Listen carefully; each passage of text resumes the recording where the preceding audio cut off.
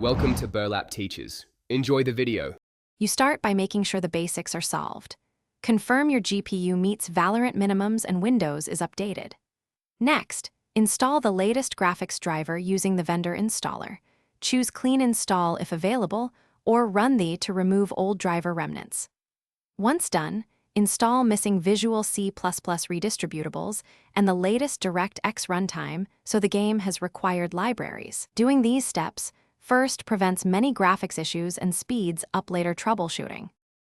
Now you adjust in-game and GPU settings to balance visuals and stability.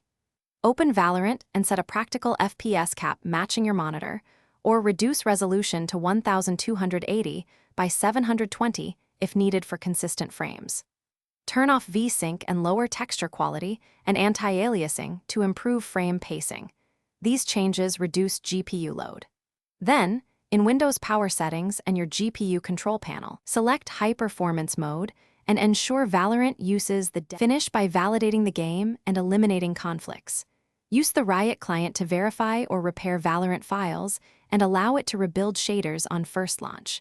Make sure overlays and recording tools are disabled and close heavy background apps that steal GPU time. If artifacts or crashes continue, roll back to a prior stable GPU driver or perform a clean reinstall of Valorant.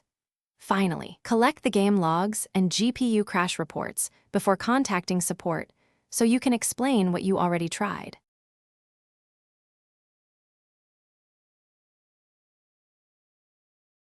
Thanks for watching. Consider subscribing if this video helped you.